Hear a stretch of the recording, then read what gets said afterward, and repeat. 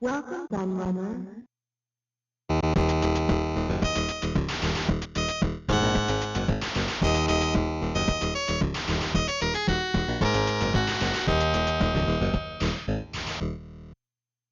The glory days of the video game arcade might be a long way behind us, sadly, but they certainly haven't been forgotten, and in this video I'm going to take you back over 40 years to those heady days that played such an important part in our youth.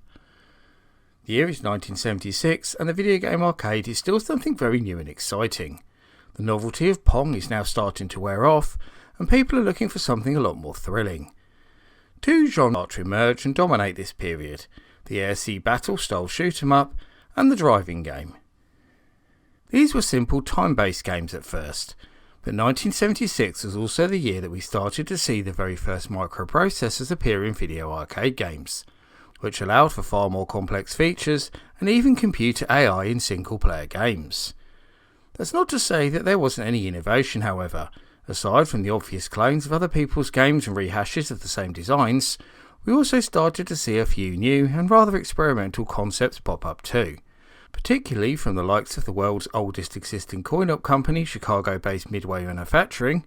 We all know what they went on to achieve: Sega Gremlin, and of course the people who started the whole revolution in the first place, Atari. Now I've given you the history and very much set the scene, so now it's time to dive in and have a look at the very best arcade games that 1976 had to offer.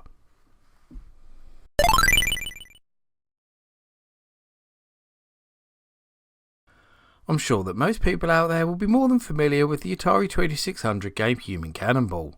What you might not know is that the game originated in the arcades with this title. It's basically the same game, albeit with a slightly different premise and no colour. Whereas in the 2600 game you were trying to land your Daredevil in a water tank, in this coin-op iteration you're trying to fire him through an open window. You have to get the cannon into the right position and use just the right amount of gunpowder to be successful. Otherwise you'll watch him sustain some very nasty injuries.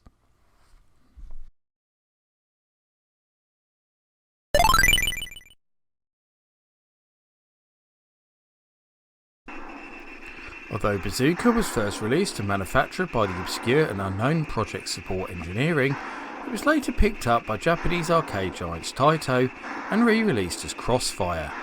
The game itself is a black and white shoot 'em up game where you use a cabinet mounted bazooka to fire at enemy jeeps, trucks, motorcycles and tanks that move across the screen. You must try not to hit the ambulances or the people carrying the stretchers, as this will lose you points. The simplest aim of Bazooka is to try and score as many points as possible before the time runs out.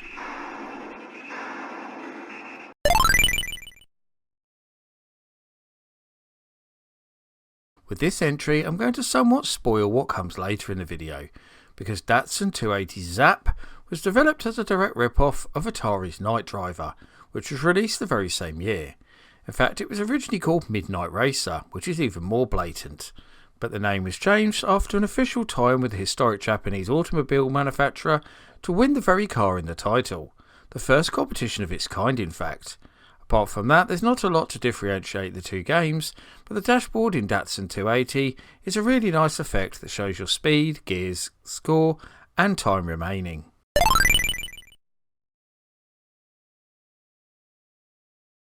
One of the oldest video games you'll come across is the good old Dogfight Battle.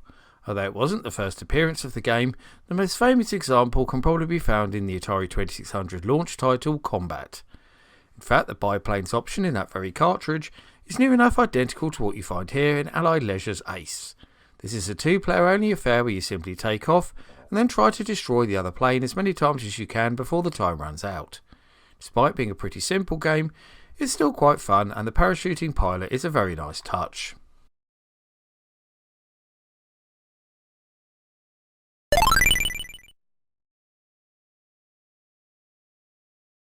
Despite the exciting sounding name, this is a very simple game of baseball indeed.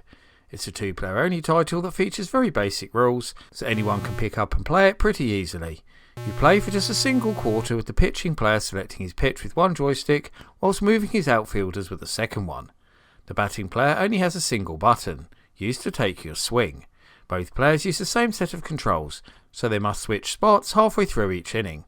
You got a 4 inning game for 1/4, although that number could be adjusted by the arcade operator.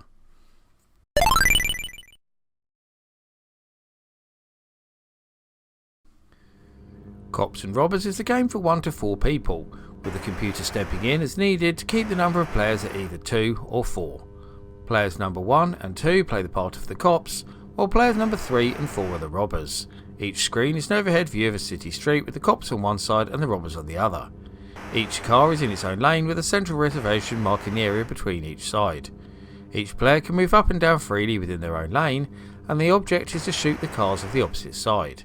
From time to time a beer truck appears, trying to get in your way.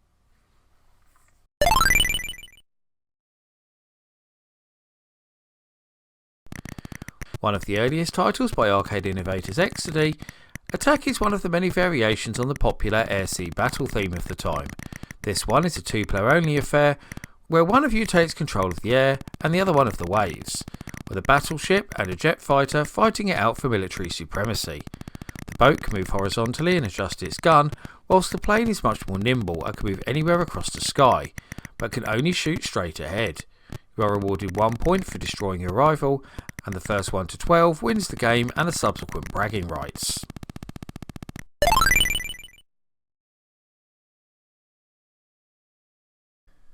I'm sure that you're all aware of Atari's classic Sprint series, which very much defined the top-down racing game genre, but you might not be so aware of the games that came before it and laid the foundations for it to prosper.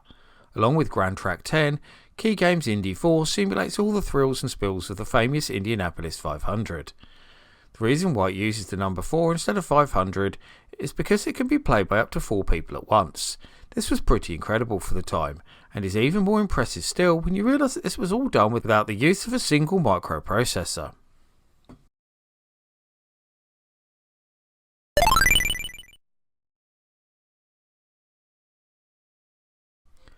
One of the earliest forms of computer games was a maze, which you had to try and escape, a lot like the paper and pencil ones you found in puzzle books, and still do in fact. With Amazing Maze, Midway attempted to turn this into a fun arcade game for 2 players, and certainly succeeded. Each player starts on a different side of the maze and must make their way to their opponent's starting point before they reach yours.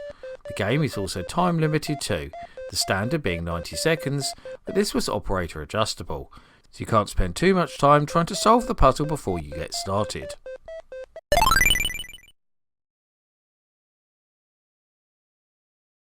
A tie-in with the hugely popular TV show Happy Days, The Fonz was actually a rebrand of a previously released Sega arcade game that was known as both Man TT and Motocross. It was actually the very first arcade game to carry an official license from a TV show, and also the very first to feature force feedback when you crashed, something that went on to become a key part of driving games. Other innovative features included a throttle, winding roads, and real handlebars. What's even more incredible is that all of this was done without a single microprocessor, just discrete logic.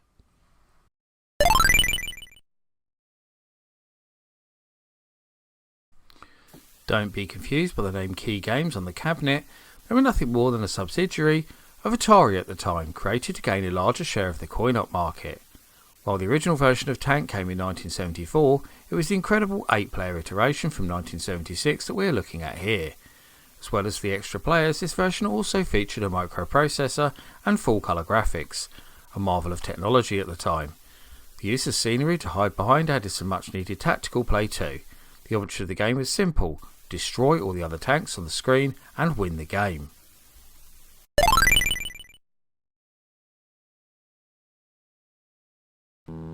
Like Pong before it, Stunt Cycle is one of several arcade games that were turned into standalone consoles for the home, before Atari developed their 2600 video computer system. The goal of the game is to jump over as many buses as possible on your motorbike. The screen is split into 3 sections, with the first 2 simply being used to build up speed, and the last has the line of buses with the big ramp either side. You not just have to try and clear every bus, you also have to try and land in one piece too. Stunt Cycle is a remarkably simple game, but also a pretty exciting one too.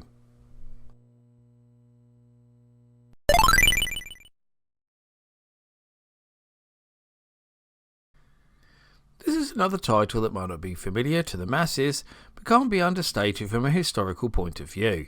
Sega's original 1976 heavyweight champ, the game was later remade several times by the same company, was in fact the very first one-on-one fighting game, a genre that is more popular than ever in today's market, with titles such as the Street Fighter series and King of Fighters dominating. Its crude monochrome visuals might be a long way from those games, but the classic side-on view is clear to see, with players competing to land the most amount of hits on each other and come out victorious.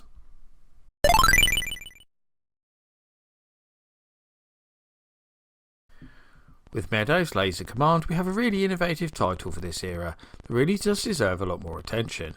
I can't actually think of any other arcade games from this time that could be classed as strategy games, but that's just what this is.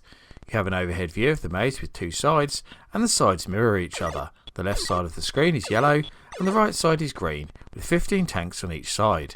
The object is to blow up all the opposing players' tanks, or as many as you can, before the timer runs out. If your active tank gets destroyed, you just move on to the next one.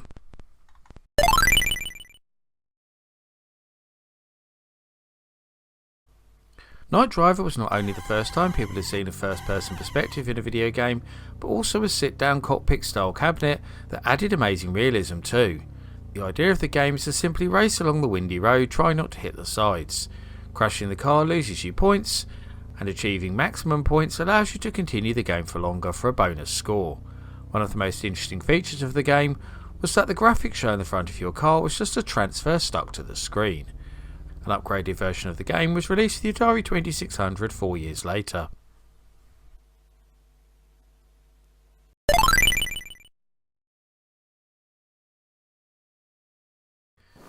Yet another variation on the air-sea battle genre, Midway Sea Wolf was a lot more innovative than similar games, which is probably why it's one of the best remembered too.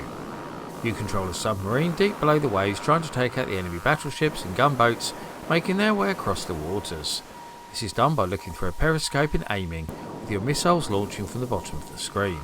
What it tried to do here was give a 3D view with the missiles and ships changing size as they move towards the horizon. Make sure you don't hit those pesky mines though.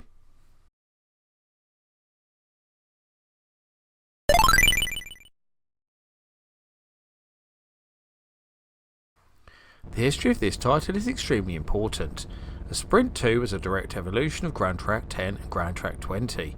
The biggest innovation was the inclusion of a microprocessor, the legendary MOS 6502 no less. First for any racing game, this allowed Sprint 2 to include 2 computer-controlled cars alongside 2 human racers. It also featured much better graphics, track hazards, scoring, and different courses too. What you see here is the basic template for all the following games in the famous series, including the likes of Super Sprint, Championship Sprint, and Badlands.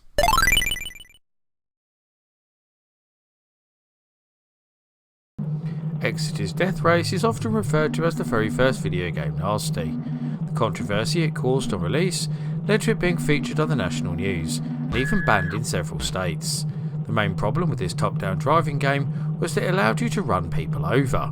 The objection to people being mowed down and murdered led to Exedy changing the game's description to highlight the foes as gremlins instead, but the visuals remained entirely the same.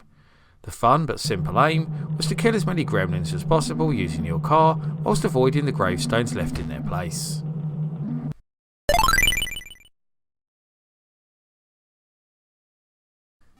There are very few arcade games in this era that are as important or influential as Gremlins Blockade. In fact, it was the success of this title that prompted Sega into merging with them. The name might not be that familiar, but Blockade is in fact the very first Snake game, as 2 players move their way around the screen for as long as possible without hitting each other or their own tails. This concept would later split off into 2 subcategories, the Tron Laser Bikes variation, which is much more faithful to this, and the Snake games where the eating of food would also be introduced.